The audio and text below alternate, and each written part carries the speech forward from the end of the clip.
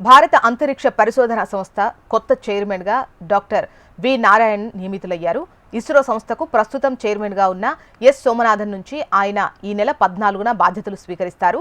తమిళనాడులోని కన్యాకుమారికి చెందిన Narayan IIT ఖరగ్పూర్లో cryogenic ఇంజనీరింగ్లో మొదటి ర్యాంక్తో ఎంటెక్ పూర్తి చేశారు. 2001లో ఏరోస్పేస్ ఇంజనీరింగ్లో పీహెచ్డీ పూర్తి చేశారు.